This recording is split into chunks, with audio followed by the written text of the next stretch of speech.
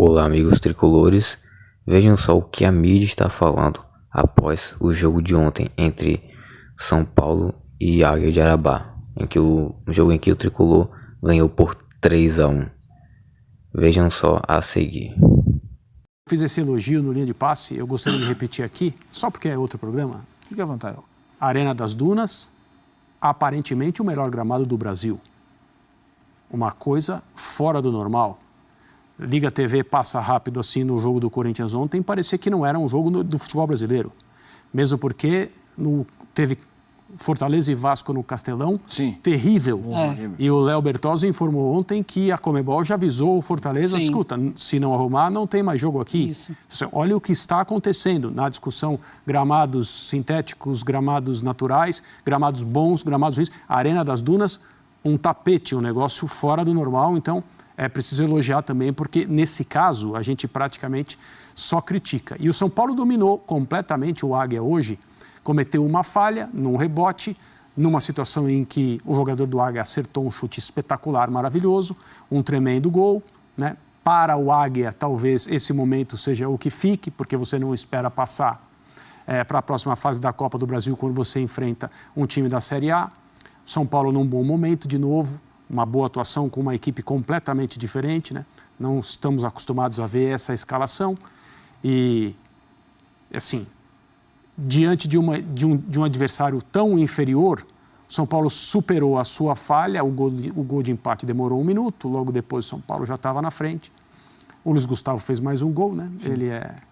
Ele é praticamente um artilheiro do São Paulo nesse momento. Seleção. Ele ajudou a fazer saída de 3 hoje, mais um elemento de jogo que o Zubeldia coloca no São Paulo, e é um trabalho, obviamente, muito no início, assim, as coisas estão começando ainda e a gente está percebendo como funcionam, mas de qualquer maneira você não pode reclamar, né?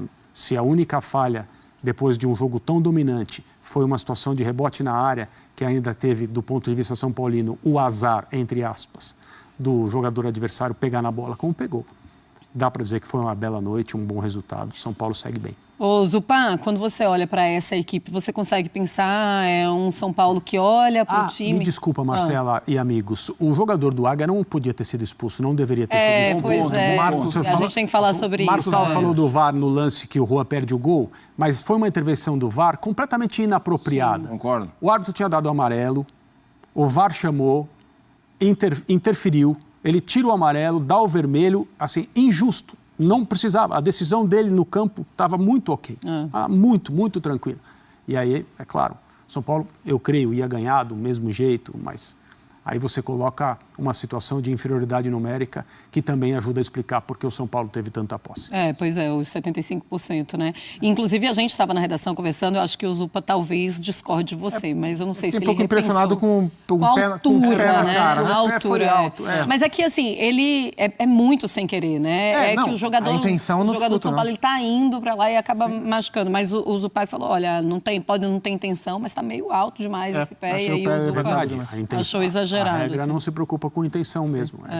Eu vi o lance de uma maneira diferente. Ô Zupa, então, já que a gente está falando sobre isso, vamos falar sobre esse lance. Eu queria a tua opinião já. E aí a gente daqui a pouquinho fala sobre o Juan. E se algum jogador, ele é olhado de uma maneira diferente, mesmo quando você está jogando contra o Águia de Marabá, nessa Copa do Brasil, com um time modificado. Então, eu entendi a expulsão pelo risco que o pé do Marcos Vander ofereceu ao rosto do Patrick, né? O lateral esquerdo do São Paulo, menino da base que jogou no lugar do Wellington. Então, assim, não questiono a intenção, de fato ele não quis chutar a cara do coleguinha, mas o pé, enfim, poderia ter machucado gravemente o Patrick, e por isso eu entendi a chamada do VAR e a mudança de cartão.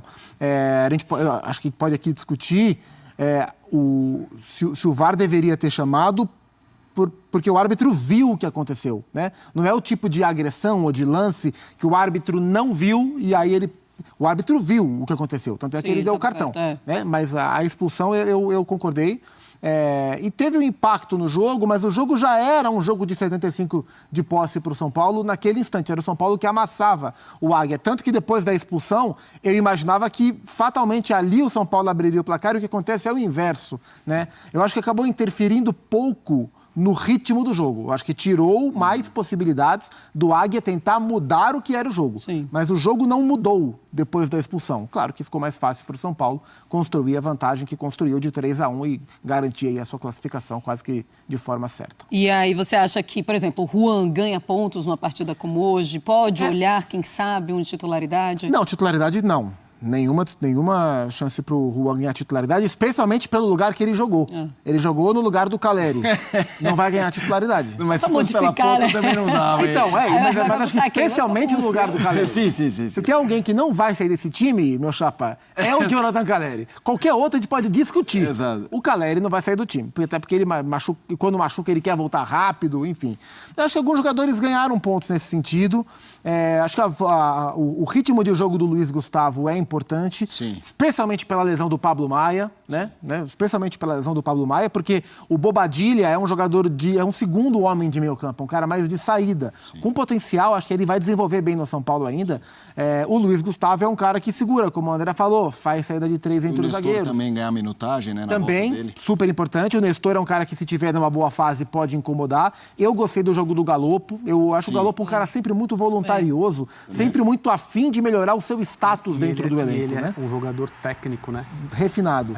Ele é refinado. O São Paulo tinha vários em campo hoje nessa escalação bem diferente, vários jogadores tecnicamente bem dotados. O Moreira, por exemplo. Moreira, era esse que eu ia falar. Todo mundo elogia muito o Esse Moreira. jogador, ele vai aparecer. Não tem jeito. Sim. É que ele machuca muito. Sim. Quando ele encontrar estabilidade, ele vai brigar para jogar. Vai. Agora, assim, a sua pergunta, Marcelo, é muito boa e ela me leva, não para quem jogou, mas ela me leva para quem não jogou. Porque o jogo de hoje era uma excelente oportunidade, no meu entendimento, para o Rames Rodrigues jogar. Porque ele é um cara que, se jogar bem, se tiver sequência, a gente vai aqui discutir se ele pode ganhar titularidade ou não. Mas, de uma maneira surpreendente, viagem longa, chega em determinados jogos, ele sente desconforto. É tão difícil falar sobre isso, né? Então, o São Paulo foi ao Maracanã enfrentar o Flamengo num jogo em que todo mundo sabia que o Carpini ia ser demitido. Aí o Rames sentiu um conforto, não foi. Desconforto, não foi. Aí hoje era uma viagem longa, um jogo que os jogadores sabiam, imagino, que ia atuar o time reserva contra o time da 4ª divisão. O Rames tinha que ter jogado. Era um jogo importante para ele mostrar. Né? Para ele mostrar que ele pode brigar por algo. Mas, de novo, sentiu um desconforto. Isso é uma afirmação que pode ser feita e faz absoluto sentido, assim. 100% bom senso de um ponto de vista em que o jogador pensa dessa maneira. Tem esse objetivo, tem essa ambição. E, de novo, a gente vem falando sobre isso aqui desde que ele foi contratado e depois pediu para ir embora e uma semana depois pediu para voltar, dizendo que ia se comprometer, e ele continua sem treinar com a mesma intensidade. Ele não aparece em campo como alguém que quer se recolocar dentro do elenco e entrar no time. Ele não está em partidas em que você pensa, não, mas era exatamente o tipo de jogo para ele. E você não tem como evitar o pensamento de que uma viagem longa, um jogo contra alguém que está na Série D, isto não é para mim. Eu não estou afirmando isso, não posso, não sei. Mas eu fico pensando na opinião pública, o torcedor mais distante, mais distante do sentido das informações, mas que acompanha o time de perto e se pergunta, mas o que há? Né? E os exemplos que o Gustavo mostrou são muito evidentes. Um jogo de repercussão direta na situação de emprego do treinador.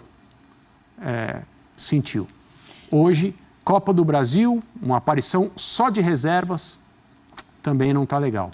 Existe a questão subjetiva, você não pode discutir dor com ninguém, a não ser que você consiga entrar no corpo da pessoa, isso ainda não é possível. E aí fica desse jeito. A passagem do Rames Rodrigues pelo São Paulo, ela continua envolvida por várias camadas de mistério. Ninguém está disposto a dizer de fato o que está acontecendo. E isso é muito ruim para todo mundo. Camada de decepção também, né? Porque também, nem viajar. Tá sentindo uma dor, mas vamos fazer aquele teste ali de vestiário minutos antes da partida para ver qual é? No tendão de Aquiles. Nem viajar. Chama atenção que para para determinados jogos, esses incômodos surgem com maior frequência do que para outro tipo de jogo. E acho que, dado o histórico recente, inclusive da passagem dele pelo São Paulo, essas dúvidas surgem, né? Hoje era um jogo para ele atuar e ele mostrar que ele pode brigar para jogar em jogos maiores. Hoje era um jogo para ele atuar, não. Hoje era um jogo para ele destruir completamente. Sim. Fazer 3 gols. Criar aquela falsa esperança. Falsa? Vamos... Falsa? Opa. Vamos... Criar a esperança. Depois ela se revela falsa, é uma outra coisa. Né? É porque já pintaram algumas. Tem sempre a turma dos entusiasmados, exceção a Vitor Birner.